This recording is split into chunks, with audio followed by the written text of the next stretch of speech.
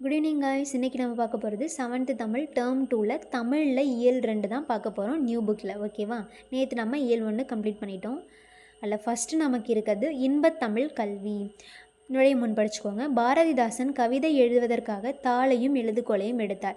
எதை பற்றி எழுதுவது என சிந்தித்தார். வானம், ஓடை, காடு, தென்றல், மயில் போன்ற இயற்கை பொருள்களெல்லாம் அவர் கருத்தை கவர்ந்தன. எனினும் புரட்சி கவிஞராகிய பாவேந்தர் தமிழரின் நின்னல் தீர்க்கும் வழி ஒன்றை கவிதையாக படைத்தார். அதை நாமும் படித்து சுவைப்போம் அப்படின்னு சொல்கிறாங்க. பாட்டுக்குள்ளே போயிடலாம். ஏடெடுத்தேன் கவி ஒன்று வரைந்திட என்னை எழுதென்று சொன்னது வான். ஓடையும் தாமரை பூக்களும் தங்களின் ஓவியம் தீட்டுக என்றுரைக்கும். காடும் கழனியும் கார்முகிலும் வந்து கண்ணை கவர்ந்திட எத்தனிக்கும். ஆடும் மயில் நிகர் பெண்களெல்லாம் உயிர் அன்பினை சித்திரம் செய்க என்றார். சோலை குளிர்தரு தென்றல் வரும் பசுந்தோகை மயில் வரும் அன்னம் வரும். மாலை பொழுதினில் மேற்றிசையில் விழும் மாணிக்க பரிதி காட்சி தரும். வேலை சுமந்திடும் வீரரின் தோல் உயர் வெற்பென்று சொல்லி வரைக என்னும் கோலங்கள் யாவும் மலைமலையாய் வந்து கூவின என்னை. இவற்றிடையே இன்னலிலே தமிழ்நாட்டிலே உள்ள என் தமிழ் மக்கள் துயின்றிருந்தார். அன்னதோர் காட்சி ஏக்கம் உண்டாக்கி என் ஆவியில் வந்து கலந்ததுவே. அடுத்ததான் இன்பத்தமிழ் கல்வி யாவரும் கற்றவர் என்றுரைக்கும் நிலை எய்திவிட்டால் துன்பங்கள் நீங்கும் சுகம் வரும் நெஞ்சினில் தூய்மை உண்டாகிடும் வீரம் வரும் அப்படின்னு பாடியிருக்கார். இந்த பாட்டை பாடியவர் பாரதிதாசன். எந்த பாட்டுனா இன்பத்தமிழ் கல்வி. சொல்லும் பொருளும். எத்தனிக்கும்னா முயலும், வெற்புனா மலை, கழனினா வயல், நிகர்னா சமம், பரிதினா கதிரவன், அன்னதோர் அப்படின்னா அப்படி ஒரு, அன்னதோர்னா அப்படி ஒரு, கார்முகில்னா மழை மேகம், துயின்றிருந்தார்னா உறங்கியிருந்தார், துயின்றிருந்தார்னா உறங்கியிருந்தார். பாடலோட பொருள். கவிதை எழுத ஏடொன்று எடுத்தேன், என்னை கவிதையாக எழுதுக என்று வானம் கூறியது. நீரோடையும் தாமரை மலர்களும் எங்களை கவி ஓவியமாக தீட்டுக என்றன. காடும் வயல்களும் கருநிற மேகங்களும் என் கண்களை கவர்ந்து கவிதையில் இடம்பெற முயன்றன. ஆடும் மயில் போன்ற பெண்கள் அன்பினை கவிதையாக எழுதுக என்றனர். சோலையின் குளிர்ந்த தென்றல் வந்தது, பசுமையான தோகையுடைய மயில் வந்தது, அன்னம் வந்தது, மாணிக்கம் போல் ஒளிவீசி மாலையில் மேற்கு திசையில் மறைகின்ற கதிரவனும் வந்தான். வேலியேந்திய வீரர்கள் மலை போன்ற எங்களது தோள்களில் அழகினை எழுதுங்கள் என்றனர். இவ்வாறு அழகிய காட்சிகளெல்லாம் பெருந்திரளாக வந்து தங்களை கவிதையாக எழுதுமாறு கூறின. ஆனால் துன்பத்தில் கிடக்கும் என் தமிழ்நாட்டு மக்கள் அறியாமையில் தூங்கி கிடக்கிறார்கள். அந்த காட்சி என் மனத்தில் இரக்கத்தை உண்டாக்கி என் உயிரில் வந்து கலந்துவிட்டது. இத்துன்பம் நீங்க அனைவரும் இன்பத்தமிழ் கல்வியை கற்றவர்கள் எனும் நிலை ஏற்பட வேண்டும். அந்நிலை ஏற்பட்டால் வாழ்வில் துன்பங்கள் நீங்கிடும், நெஞ்சில் தூய்மை உண்டாகிடும், வீரம் வரும் அப்படின்னு சொல்கிறாங்க. ஓகேவா? அடுத்ததான் நூல்வெளி. கவிஞர், இதழாளர், தமிழாசிரியர் என பன்முக ஆற்றல் கொண்டவர் பாரதிதாசன். இவர் கவிதை, கதை, கட்டுரை, நாடகம் ஆகியவற்றை படைப்பதில் வல்லவர். பாண்டியன் பரிசு, அழகின் சிரிப்பு, இசையமுது, இருண்ட வீடு, குடும்ப விளக்கு, கண்ணகி புரட்சி காப்பியம் உள்ளிட்ட பல நூல்களை எழுதியுள்ளார். இவர் எழுதிய பிசிராந்தையார் அப்படிங்கிற நூலுக்கு சாகித்ய அகாடமி விருது அளிக்கப்பட்டது. ஓகேவா? பாரதிதாசன் கவிதைகள் எனும் தொகுப்பிலிருந்து தமிழ் பேரு அப்படிங்கிற தலைப்பில் உள்ள பாடல் தான் இங்கே பாடமாக இருக்குது. அப்போது இன்பத்தமிழ் தானே நமக்கு இந்த பாட்டோட ஹெட்டிங் வந்து இன்பத்தமிழ் கல்வி. இந்த இன்பத்தமிழ் கல்வி வந்து பாரதிதாசன் கவிதை அப்படிங்கிற தொகுப்பில் தமிழ் பேரு அப்படின்ற தலைப்பில் உள்ள பாடல். ஓகேவா? பெண்களுக்கு நிகராக பாரதிதாசன் கூறுவது வந்து மயில். பின்வருவனவற்றுள் மலையை குறிக்கும் சொல் வெற்பு. ஏடெடுத்தேன் என்னும் சொல்லை பிரித்தெழுத கிடைப்பது ஏடு கூட்டல் எடுத்தேன். துயின்றிருந்தார் என்னும் சொல்லை பிரித்தெழுத கிடைப்பது துயின்று கூட்டல் இருந்தார். என்று கூட்டல் உரைக்கும் என்பதனை சேர்த்தெழுத கிடைக்கும் சொல் என்றுரைக்கும். அடுத்ததாக பொறுத்துக. கழனினா வயல், நிகர்னா சமம், பரிதினா கதிரவன், முகில்னா மேகம். கழனினா வயல், நிகர்னா சமம், பரிதினா கதிரவன், முகில்னா மேகம். ஓகேவா?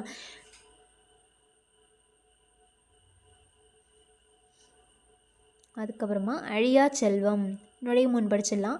பெற்றோர்கள் தங்கள் குழந்தைகளுக்கு பல்வகையான செல்வங்களை சேர்த்து வைக்கின்றனர். அவற்றுள் சில செல்வங்கள் களவு போகவோ அழியவோ கூடும். ஆகையால் பெற்றோர் தம் குழந்தைகளுக்கு சேர்த்து வைக்க வேண்டிய செல்வங்களுள் சிறந்ததும் அழியாததும் ஆகிய செல்வத்தை பற்றி அறிவோம் அப்படின்னு சொல்கிறாங்க. வைப்புழி கோட்படா வாய்த்தீயிற் கேடில்லை, மிக்க சிறப்பின் அரசர் செறிவின் ஒவ்வார், எச்சம் எவனொருவன் மக்கட்கு செய்வன விச்சை மற்று அல்லபிற. இந்த பாட்டை எழுதினவர் சமண முனிவர். சொல்லும் பொருளும். வைப்புழி அப்படின்னா பொருள் சேமித்து வைக்கும் இடம். வைப்புழினா பொருள் சேமித்து வைக்கும் இடம். இது வந்து மனப்பாட பாட்டு. ஓகே, நல்லா மனப்பாடம் பண்ணிக்கோங்க, நல்லா படிச்சுக்கோங்க. ஓகேவா? அடுத்ததாக வைப்புழினா பொருள் சேமித்து வைக்கும் இடம். கோட்படானா ஒருவரால் கொல்லப்படாது. வாய்த்து ஈயில்னா வாய்க்கும்படி கொடுத்தலும். விச்சை அப்படின்னா கல்வி. விச்சைனா கல்வி. பாடலோட பொருளை படித்தாலே நமக்கு பாட்டு புரிஞ்சிடும். பொருளை படிக்கிறேன். கல்வியை பொருள் போல வைத்திருப்பினும் அது பிறரால் கொல்லப்படாது. ஒருவருக்கு வாய்க்கும்படி கொடுத்தாலும் குறைவுபடாது. ஏன்னா நமக்கு இன்னொருத்தவங்க சொல்லி கொடுத்தோன்னா நல்லா நமக்கு மெமரி ஆகும். ஸோ ஒருவருக்கு வாய்க்கும்படி கொடுத்தாலும் குறைவுபடாது. மிக்க சிறப்பினை உடைய அரசராலும் கவர முடியாது. நம்ம கற்ற கல்வியை வந்து யாரும் நம்மக்கிட்டேருந்து கவர்ந்துட்டு செல்ல முடியாது அப்படின்னு சொல்கிறாங்க. ஆதலால் ஒருவர் தம் குழந்தைகளுக்கு சேர்த்து வைக்க வேண்டிய செல்வம் கல்வியாகும், மற்றவை செல்வம் ஆகா அப்படின்னு சொல்கிறாங்க. ஓகேவா? இந்த பாடல் வந்து நமக்கு நாலடியாரில் இடம்பெற்றிருக்கு. நாலடியார் வந்து சமண முனிவர்கள் பலரால் எழுதப்பட்ட நூல். இந்நூல் வந்து 14 கீழ்கணக்கு நூல்களில் ஒன்றாகும்.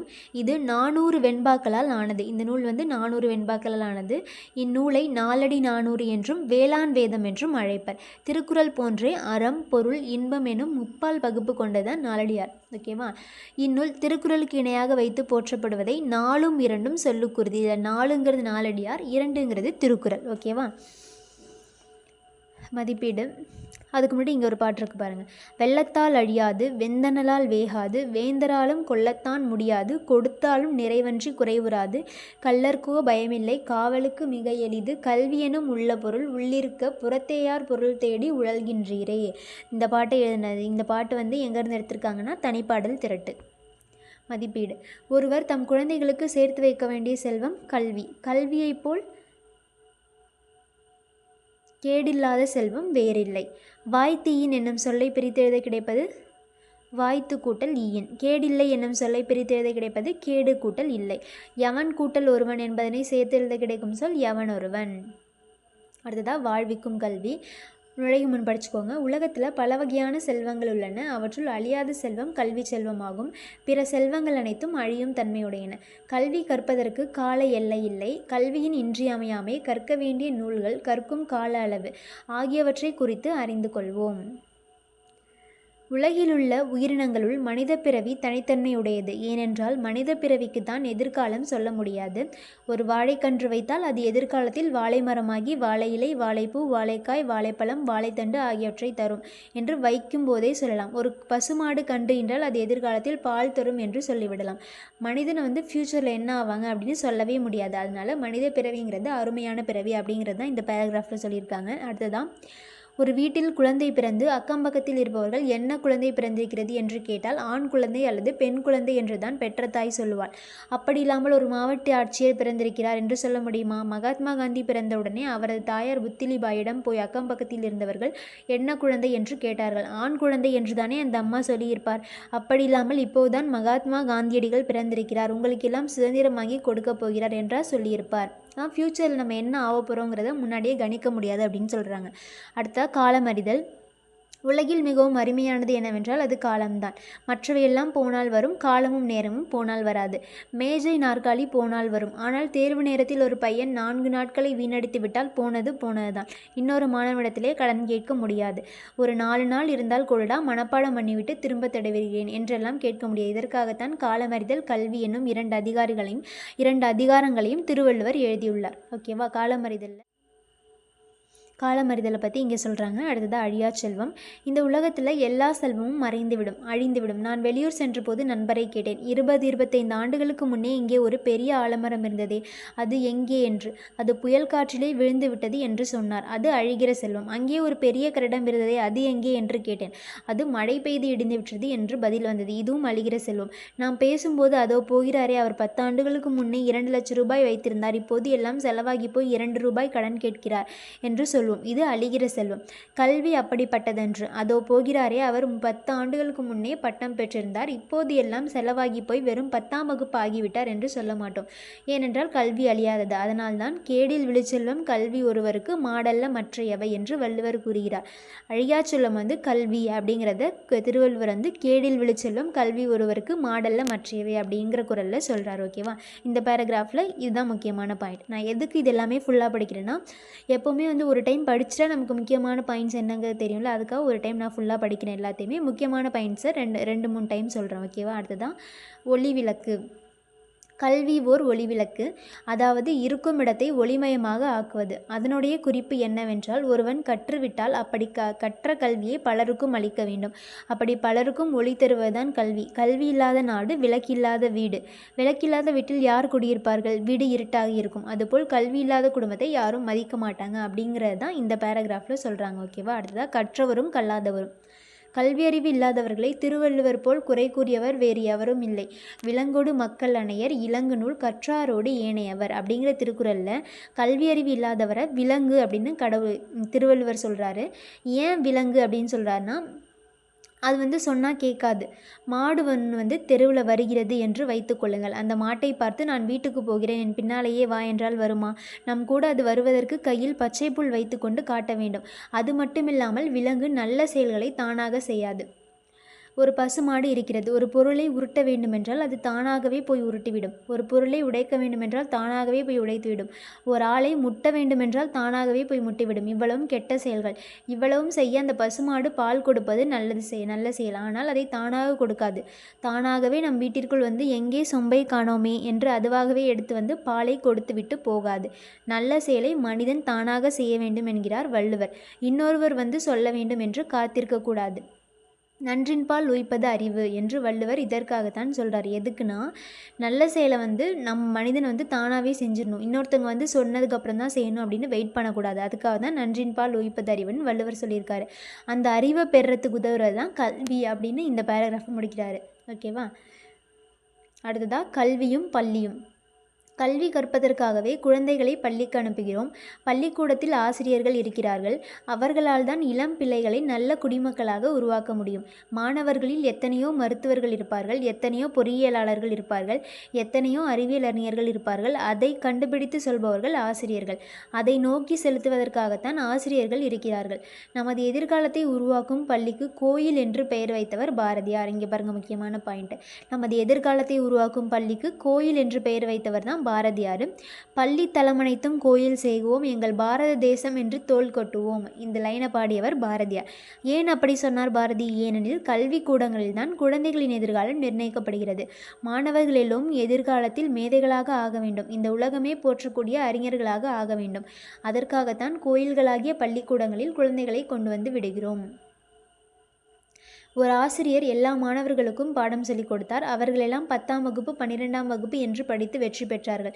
அதற்கு பிறகு இந்த ஆசிரியர் என்ன செய்வார்? அவர்களுக்கெல்லாம் வாழ்த்து கூறி, நீங்கள் எல்லாம் மேலே நன்றாக படித்து கல்லூரியில் கெட்டிக்காரன் என்ற பெயர் வாங்குங்கள் என்று சொல்லித்தான் அனுப்புவார். அப்படி இல்லாமல் அவர்களுக்கு சொல்லிக் கொடுத்ததையெல்லாம் திருப்பியா கேட்பார்? என்னிடமிருந்த கல்வியெல்லாம் உங்களுக்கு சொல்லிக் கொடுத்து விட்டேன், எல்லா கல்வியையும் நீங்களே எடுத்து கொண்டு போய்விட்டால் அடுத்து வருபவர்களுக்கு நான் எப்படி சொல்லிக் கொடுப்பேன்? நான் சொல்லிக் கொடுத்த கல்வியெல்லாம் திருப்பி கொடுங்க என்றா கேட்பார்? கேட்க மாட்டார்.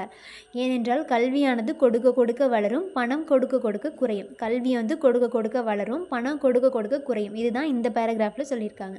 அடுத்ததாக கற்க கசடர. படிக்க வேண்டிய நூல்களையும் நன்கு ஆராய்ந்து தேர்ந்தெடுத்து படிக்க வேண்டும். சிலர் 10 புத்தகங்கள் எழுதுகிறார்கள், சிலர் 50 புத்தகங்கள் எழுதுகிறார்கள். ஆனால் திருவள்ளுவர் வாழ்நாள் முழுக்க ஒரே ஒரு நூல் தான் எழுதியிருக்கிறார். அப்படி என்றால் எவ்வளவு சிந்தித்து சிந்தித்து எழுதியிருக்க வேண்டும். சில நூல்களை பற்றி சிந்தனை செய்யவே வேண்டாம். சில நூல்கள் படித்தவுடனேயே விளங்கும்.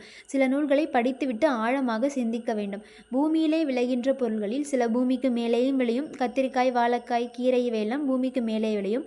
சில மண்ணுக்குள்ளேயே உண்டாகி இருக்கும். அவற்றை நாம் தேடி தோண்டி எடுக்க வேண்டும். அதுபோல நாம் படிக்கும் நூல்களில் சிலவற்றை ஒருமுறை படித்தால் போதாது, மீண்டும் மீண்டும் ஆழ்ந்து படித்தால்தான் அதோட பொருள் விளங்கும். அப்படிப்பட்ட நூல்களை ஆராய்ந்து படிக்க வேண்டும். அதனால்தான் திருவள்ளுவர் கற்க கசடர கற்பவை என்று சொன்னார். எதுக்காகனா, நூல்களை ஆராய்ந்து படிக்கணும் அப்படிங்கிறதுக்காக. எதை படிக்க வேண்டுமோ அதைத்தான் படிக்க வேண்டும். எனவே நாம் வாழ்நாள் முழுவதும் கற்போம், கற்க வேண்டியவற்றை கற்போம், நூலின் உட்பொருளை உணர்ந்து கற்போம், அதன்படி நடந்து வாழ்வில் உயர்வடைவோம். அடுத்ததான் நூல்வழி. திருக்குறள் வகுப்புகள் நடத்தியும் தொடர் சொற்பொழிவுகள் நிகழ்த்தியும் திருக்குறளை பரப்பும் பணி செய்தவர் திருக்குறளாளர் வி. முனிசாமி. நகைச்சுவை ததுமும் தமது பேச்சால் மக்களை கவர்ந்தவர் இவர். வள்ளுவர் உள்ளம், வள்ளுவர் காட்டிய வழி, திருக்குறளில் நகைச்சுவை உள்ளிட்ட பல நூல்களை எழுதியுள்ளார். உலக பொதுமறை திருக்குறள் உரை விளக்கம் என்னும் இவரது நூல் பெரும் புகழ் பெற்றது. இவரோட பெரும் புகழ் பெற்ற நூல் எதுனா உலக பொதுமறை திருக்குறள் உரை விளக்கம். இக்கட்டுரை சிந்தனை களஞ்சியம் அப்படிங்கிற இவரோட நூல்லேருந்து தொகுத்து தரப்பட்டுள்ளது. நம்ம கொடுத்துருக்க அழியா செல்லும் கட்டுரை வி. முனிசாமியோட சிந்தனை களஞ்சியம் அப்படிங்கிற நூல்லேருந்து எடுத்து தரப்பட்டிருக்கு. ஓகேவா? அதுதான் மதிப்பீடு. காலத்தின் அருமையை கூறும் திருக்குறள் அதிகாரம் காலமறிதல். கல்வியில்லாத வீடு விளக்கில்லாத வீடு. பள்ளி தலமணித்தும் கோயில் செய்குவோம் என்று பாடியவர் பாரதியார். உயர்வடைவோம் என்னும் சொல்லை பிரித்து எழுத கிடைப்பது உயர்வு கூட்டல் அடைவோம். இவையெல்லாம் என்னும் என்பதை சேர்த்து எழுத கிடைக்கும் சொல் இவையெல்லாம். அடுத்ததான் நுழையும் முன். ஒவ்வொரு மனிதனுக்கும் சில கடமைகள் உண்டு. அவை மனிதனின் ஒவ்வொரு பருவத்திற்கும் ஏற்ப மாறுபடும். இளமை பருவம் கல்விக்குரியது. எனவே தான் இளமையில் கல் அப்படின்னு சொன்னவங்க ஔவையார். இளமையில் கற்கும் கல்வி ஒருவனை சான்றோனாக உருவாக்கும். எந்த காரணத்திற்காகவும் கல்வி கற்பதை தவிர்க்கக்கூடாது என்பதை உணர்த்தும் கதை ஒன்றை படிப்போம். இது துணைப்பாடம் தான். நீங்கள் சும்மா ஒரு டைம் ரீட் அவுட் பண்ணாலே புரியும். ஒரு டைம் படித்து வச்சுக்கோங்க. ஓகேவா? நூல்வெளிக்கு போயிடலாம். இக்கதையை எழுதியவர் சுப்ரபாரதி மணியன். இவர் குழந்தை தொழிலாளர் முறை ஒழிப்பு, இயற்கை வளங்களை பாதுகாத்தல் போன்ற கருத்துக்களை வலியுறுத்தி சிறுகதை, புதினம், கட்டுரை முதலியவற்றை எழுதியுள்ளார். குழந்தை தொழிலாளர் ஒழிப்பு, இயற்கை வளங்களை பாதுகாத்தல் போன்ற கருத்துக்களை வலியுறுத்தி சிறுகதை, புதினம், கட்டுரை முதலியவற்றை எழுதியுள்ளார். கனவு அப்படிங்கிற இலக்கிய இதழை நடத்தினவர் சுப்ரபாரதி மணியன், நடத்தி வருகிறார். ஓகேவா? பின்னல், வேட்டை, தண்ணீர் யுத்தம், புத்துமண், கதை சொல்லும் கலை உள்ளிட்ட பல நூல்களையும் இவர் எழுதியிருக்கார். ஓகேவா? அடுத்ததான் இலக்கணம். ஓரெழுத்து ஒரு மொழி, பகுபதம், பகாபதம். ஓரெழுத்து ஒரு மொழி. ஈ, பூ, கை ஆகிய எழுத்துக்களை கவனியுங்கள். இவை ஒவ்வொன்றிற்கும் பொருள் உண்டு. இவ்வாறு ஓர் எழுத்தே பொருள் தரும் சொல்லாக அமைவதை ஓரெழுத்து ஒரு மொழி என்பர். நன்னூல் என்னும் இலக்கண நூலை எழுதிய பவணந்தி முனிவர் தமிழில் 42 ஓரெழுத்து ஒரு மொழிகள் உள்ளன என குறிப்பிட்டுள்ளார். இவற்றில் நோ, து ஆகிய 2 சொற்களை தவிர ஏனைய 40 சொற்களும் நெடிலெழுத்துக்களாக அமைந்தவையாகும். நன்னூல் அப்படிங்கிற இலக்கண நூலை எழுதியவர் பவணந்தி முனிவர். இவர் தமிழில் 42 ஓரெழுத்து ஒரு மொழிகள் இருக்குது அப்படின்னு சொல்லியிருக்காரு. இதில் நோ, து அந்த 2 சொற்களை தவிர ஏனைய 40 சொல்லும் நெடிலெழுத்துக்களாகவே அமைந்தவை ஆகும் அப்படின்னு சொல்கிறார். ஓகேவா? அடுத்த தெரிந்து கொள்வோம் பாக்ஸ் கண்டென்ட். ஓரெழுத்து ஒரு மொழிகளும் அவற்றின் பொருளும். ஆ அப்படின்னா பசு, ஈனா கொடு, ஊனா இறைச்சி, ஏனா அம்பு, ஐனா தலைவன், ஓனா மதகு நீர் தாங்கும் பலகை, கா சோலை, கு பூமி, கை ஒழுக்கம், கோ அரசன், சா இறந்து போ, சி இகழ்ச்சி, சே உயர்வு, சோ மதில், தா கொடு, தீ நெருப்பு, து தூய்மை, தே கடவுள், தை தைத்தல், நா நாவு, நீ முன்னிலை ஒருமை, நே அன்பு, நை இழிவு, நோ வறுமை, பா பாடல், பூ மலர், பே மேகம், பை இளமை, போ செல், மா மாமரம், மீ வான், மூ மூப்பு, மே அன்பு, மை அஞ்சனம், மோ மோத்தல், யா அகலம், வா அழைத்தல், வி மலர், வை புல், வௌ கவர், நோ நோய், து உன். ஓகேவா? இந்த 42 தான் ஓரெழுத்து ஒரு மொழிகள். அடுத்ததாக பகுப்பதம். வேலன், படித்தான் ஆகிய சொற்களை கவனியுங்கள். வேலன் என்னும் சொல்லை வேல் கூட்டல் அன் என பிரிக்கலாம். படித்தான் என்னும் சொல்லை படி கூட்டல் இத்து கூட்டல் ஆண் என பிரிக்கலாம். இவ்வாறு சிறு சிறு உறுப்புகளாக பிரிக்கும் வகையில் அமையும் சொற்களை தான் பகுப்பதம் அப்படின்னு சொல்கிறாங்க. பிரிக்கப்படும் உறுப்புகள் பகுப்பத உறுப்புகள் என்று குறிப்பிடப்படுவர். பகுப்பதம்னா என்னென்னா, ஒரு சொல்லை சிறு சிறு உறுப்பாக பிரிக்க முடியுதுன்னா அது பகுப்பதம். ஓகேவா? அந்த மாதிரி பிரிக்கப்படுற உறுப்புகளை தான் பகுப்பத உறுப்புகள் அப்படின்னு சொல்கிறாங்க. அது பகுப்பதம் 2 வகைப்படும். பெயர் பகுப்பதம், வினை பகுப்பதம். பகுப்பதமாக அமையும் பெயர் சொல் பெயர் பகுப்பதம் ஆகும். இதனை பொருள், இடம், காலம், சினை, பண்பு, தொழில் என 6 வகைப்படுத்துவர். ஓகேவா? பெயர் பகுப்பதத்தை 6 வகைப்படுத்துகிறாங்க. என்னென்னா பொருள், இடம், காலம், சினை, பண்பு, தொழில். ஓகேவா? இதில் பொருள் அப்படின்னா பொன்னன், பொன் கூட்டல் அன், பொண்ணுங்கிறது ஒரு பொருள் தானே. அடுத்து இடம், நாடன், நாடு கூட்டல் அன். காலம் சித்திரையான் சித்திரை கூட்டல் ஆண். சினை கண்ணன் கண் கூட்டல் அன். பண்பு இனியன் இனிமை கூட்டல் அன். தொழில் உழவன் உழவு கூட்டல் அன். அடுத்ததாக வினைப்பகுபதம். பகுபதமாக அமையும் வினைச்சொல் வினைப்பகுபதம் ஆகும். உண்கின்றான் உன் கூட்டல் கின்று கூட்டல் ஆண். உண்கின்றான்ங்கிறது ஒரு செயல். ஸோ இது வினைப்பகுபதம். பகுபத உறுப்புகள் 6 வகைப்படும். அது என்னென்னா பகுதி, விகுதி, இடைநிலை, சந்தி, சாரியை, விகாரம். ஓகேவா? பகுபதத்தின் முதலில் அமைந்து முதன்மையான பொருளை தருவது பகுதியாகும். இது கட்டளையாக தான் அமையும். பகுதி எப்போவுமே கட்டளையாக தான் இருக்கும். பகுபதத்தின் இறுதியில் அமைந்து திணை, பால், எண், இடம் ஆகியவற்றையோ முற்று எச்சம் ஆகியவற்றையோ காட்டுவது விகுதியாகும். இறுதியில் அமையிறது விகுதி. பகுதிக்கும் விகுதிக்கும் இடையில் அமைந்து காலம் அல்லது எதிர்மறையை காட்டுவது இடைநிலையாகும். பெரும்பாலும் பகுதிக்கும் இடைநிலைக்கும் இடையே இடம்பெறும் எழுத்து சந்தி. பெரும்பாலும் பகுதிக்கும் இடைநிலைக்கும் இடையே இடம்பெறும் எழுத்து சந்தி. இதெல்லாம் நல்லா படிச்சுக்கோங்க. இந்த 6 உறுப்புகளுக்கான டெஃபினேஷன் நல்லா படிச்சுக்கோங்க. பெரும்பாலும் இடைநிலைக்கும் விகுதிக்கும் இடையே இடம்பெறும் அசைச்சொல் சாரியை. பகுதி, சந்தி, இடைநிலை முதலியவற்றில் ஏற்படும் மாற்றம் தான் விகாரம். எதில்? பகுதி, சந்தி, இடைநிலையில்.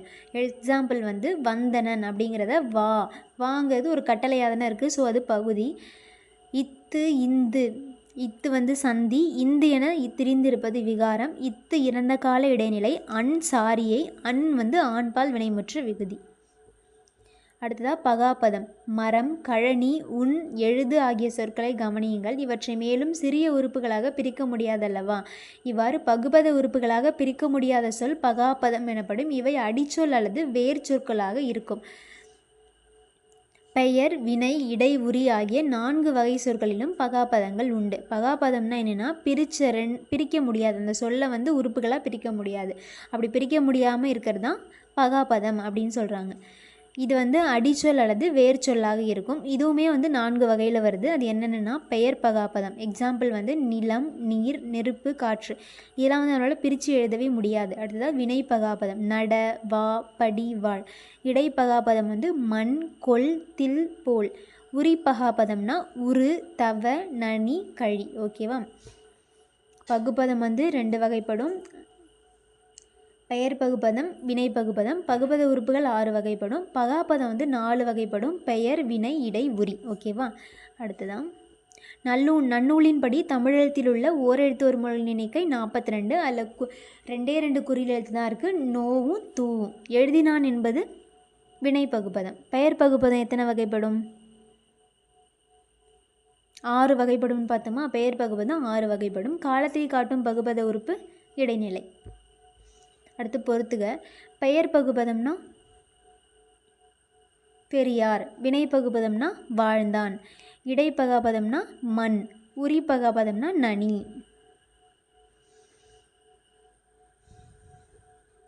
அடுத்ததான் அறிந்து பயன்படுத்துவோம். மூவிடம் என்னென்னு சொல்கிறாங்க. 3 வகைப்படும் இடம். அது தன்மை, முன்னிலை, படர்க்கை. தன்னை நம்மளே சொல்லிக்கிறது. தன்னை குறிப்பது தன்மை. எக்ஸாம்பிள் தான் நான், நாம், நாங்கள், என், எம், எங்கள்.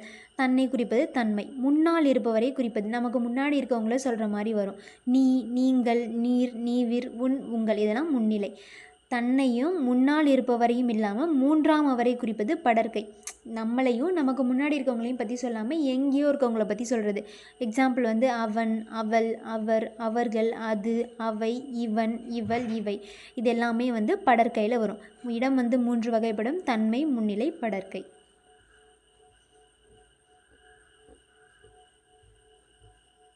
அடுத்ததான் கலைச்சொல் அறிவோம். கோடை விடுமுறை அப்படின்னா சம்மர் வெக்கேஷன். குழந்தை தொழிலாளர்னா சைல்டு லேபர். பட்டம்னா டிகிரி. கல்வி அறிவுனா லிட்ரஸி. நீதினா மோரல். சீருடைனா யூனிஃபார்ம். வழிகாட்டுதல்னா கைடன்ஸ். ஒழுக்கம்னா டிசிப்ளின். கோடை விடுமுறைனா சம்மர் வெக்கேஷன். குழந்தை தொழிலாளர்னா சைல்டு லேபர். பட்டம்னா டிகிரி. கல்வி அறிவுனா லிட்ரஸி. நீதினா மோரல். சீருடைனா யூனிஃபார்ம். வழிகாட்டுதல்னா கைடன்ஸ். ஒழுக்கம்னா டிசிப்ளின். ஓகேவா? அடுத்ததான்